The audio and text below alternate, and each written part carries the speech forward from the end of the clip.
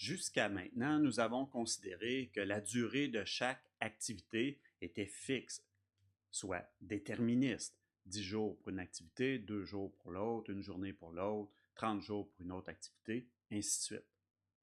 Cependant, en pratique, on rencontre souvent une certaine durée d'activité.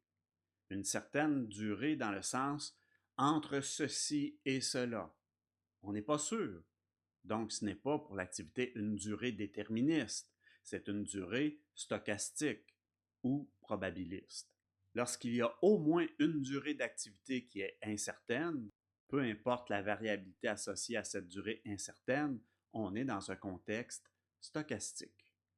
Et pour travailler dans ce contexte, on va travailler avec des durées moyennes et il faut évidemment travailler avec des variables aléatoires. L'approche, c'est l'approche PERT, Program Evaluation and Review Technique. On va déterminer pour une activité de durée incertaine 3 estimés de durée. Une durée optimiste, si tout va bien, la durée de l'activité est ceci. Une durée pessimiste, si ça va mal pour sa réalisation, la durée va être ceci. C'est évidemment plus long que la durée optimiste. Et puis une durée la plus probable. Ouais, généralement, c'est telle durée. Et avec ces 3 estimés de durée pour l'activité, on va calculer la moyenne, la durée moyenne, et la variance de la durée de l'activité. Mais ce n'est pas une moyenne usuelle, faire la somme des 3 puis diviser par 3.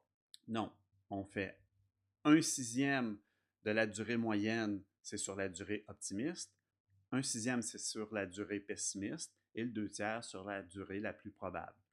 Autrement dit, si on identifie par O la durée optimiste, P la durée pessimiste, puis D la durée la plus probable, la durée moyenne de l'activité va être la durée optimiste plus 4 fois la durée la plus probable plus la durée pessimiste et on va diviser par 6. Pour ce qui est de la variance de la durée, alors, variance de la durée, la variance de la durée de l'activité, ça va être la différence entre la durée pessimiste et la durée optimiste que nous allons diviser par 6 et que nous allons élever au carré. Nous avons donc une durée moyenne et la variance de la durée pour chaque activité, puis on procède comme précédemment. Bien entendu, pour une activité dont la durée est certaine, elle est déterministe, il s'ensuit que la durée optimiste est la même que la durée pessimiste et est la même que la durée la plus probable, ce qui fait que le calcul donne la durée quand même déterministe. Et la variance de l'activité devient 0, car pessimiste et optimiste, c'est la même durée. Pessimiste moins optimiste, ça donne 0. Quel est l'intérêt de l'approche PERT? D'abord, c'est de tenir compte des durées variables des activités, donc des variables aléatoires qui consistent en durée d'activité, et calculer des probabilités d'achèvement de projet ou de partie de projet, puis aussi de voir des intervalles de confiance, puis de voir quelle est la durée de projet qui a une certaine probabilité de se réaliser.